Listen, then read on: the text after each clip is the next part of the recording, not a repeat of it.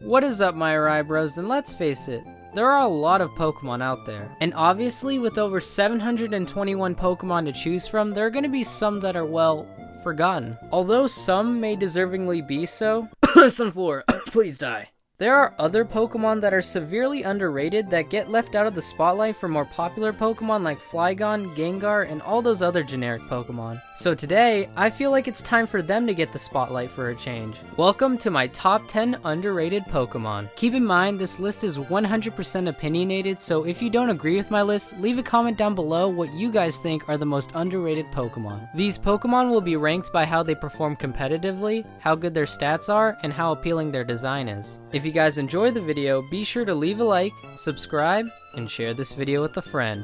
And with that being said, let's get started.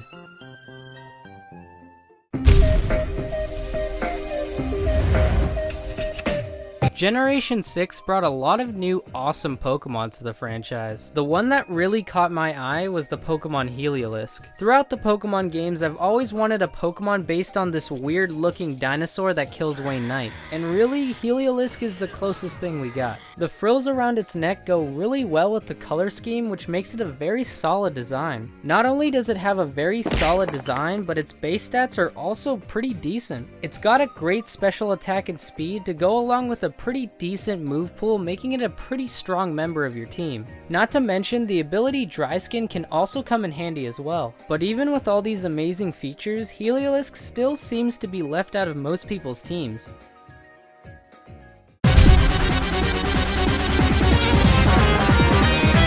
It's really hard to call any of these cat-like Pokemon underrated because generally, they're all pretty bad. Although, Liepard is a fairly interesting case. This Pokemon's design is nothing to write home about, but that doesn't necessarily mean it's a bad design. I mean, it's pretty cool to look at, and having it being based off a leopard only ups its appeal. Stat-wise, this Pokemon is actually pretty decent. Having both base 88 physical and special attack makes it a very versatile Pokemon to use. But with the move pool filled with mostly physical moves, it's best to keep this Pokemon physically offensive. But probably the most important reason as to why this Pokemon is so useful is its hidden ability, Prankster. Being able to use status moves first is very useful in battle. Overall, Liepard is a very solid Pokemon, but continually gets left off of teams because of the history of its predecessing Pokemon. Come on guys, give Liepard a chance.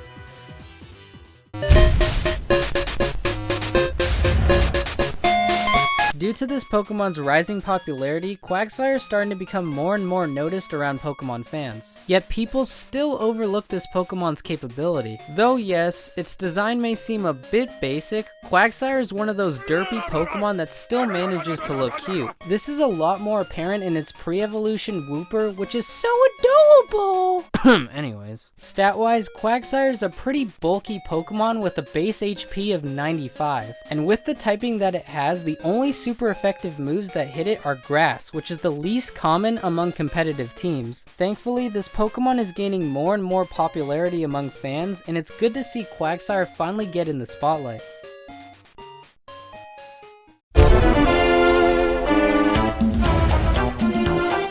What can I say about Cacturne? It's a really well-designed Pokemon, being both based off a scarecrow and a cactus, which gives out this really spooky vibe to it. Its base stats are very solid to make it a very decent mixed attacker. Though it is a very slow Pokemon, having Sucker Punch as one of the moves helps out a lot with this problem. I know Grass isn't always the best choice to go with in terms of competitive battling, but Cacturne's dual typing with Dark makes this Pokemon very formidable as a team member. Overall, Cacturne is a very solid Pokemon, and if you happen to be playing through any of the Hoenn games and are in need of a Grass type Pokemon, try catching Cacnea on Route 111.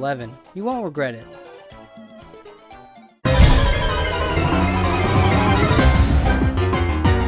Coming in at number 6, we have one of my favorite Pokemon, Durant. This Pokemon just doesn't get enough love. I don't know if it's because it's an unevolving Pokemon that looks like it needs to evolve, but this needs to stop. Kevin design-wise is awesome. It's a steel ant. What more do you want, wings?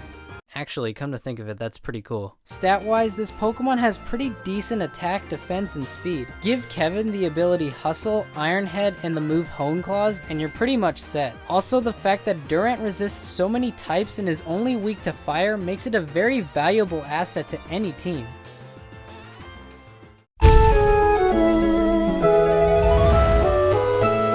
Starting off the top 5, we have Kingler. This Pokemon is a great addition to any team, but unfortunately gets overshadowed by all the water types from that region. Those mainly being Gyarados, Starmie, and Blastoise. The Pokemon is very well designed. Sure, some people may say it's just a crab, but honestly, keeping it simple and not going overboard with the design is fine by me. Plus, I love the addition of the little crown on Kingler's head.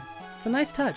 Stat-wise, it's got a killer physical attack with decent defenses. Yes, this Pokemon's big downside is its speed, but if you can get an agility off, watch out, because this Pokemon will sweep your team.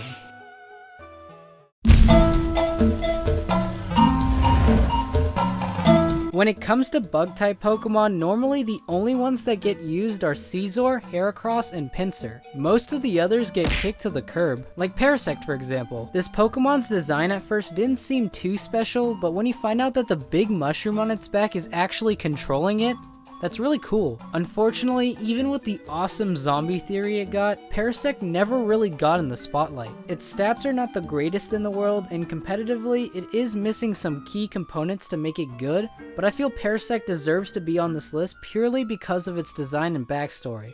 It's a freaking zombie, dude.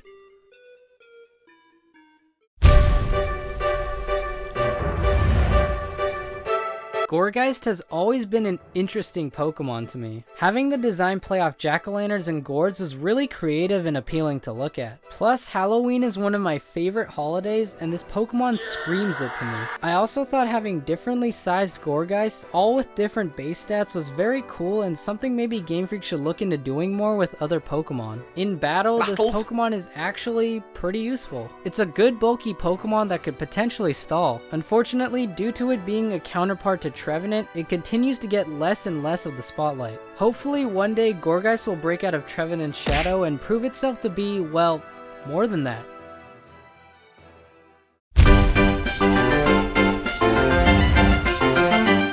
Generation 4 brought a lot of final evolutions to existing Pokemon. Out of all of them, Roserade was my clear favorite. Now I know that people may think that Roserade isn't underrated, but in my opinion, I think it is. The design of this Pokemon was so perfect. Evolving that pathetic Roselia into something that is actually cool made this Pokemon very desirable to me. Its base stats are very solid, with it having a high special attack and decent special defense and speed. Roserade, in my opinion, is the best non-starter grass type, and it really deserves way more attention than it's getting right now.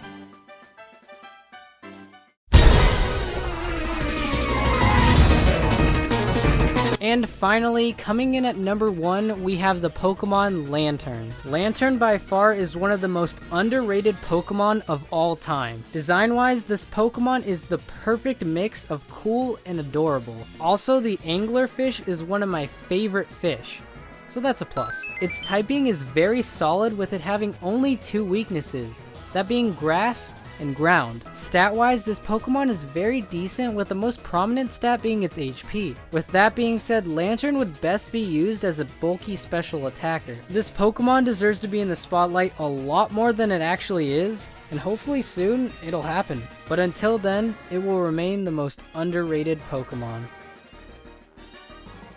Thank you guys so much for watching. If you enjoyed the video, be sure to leave a like and let me know in the comments section below. Do you agree with my list? What do you guys think are the most underrated Pokemon? Let me know in the comments section below. If you haven't already, subscribe to the channel and become an Eryizo today. If you want to see more countdown videos, click here to see my top 10 unresolved plots in Pokemon. If you're in the mood for something different, click here to see my video on what statistically is the best starter in Kanto. And with that being said, I will see you guys next time.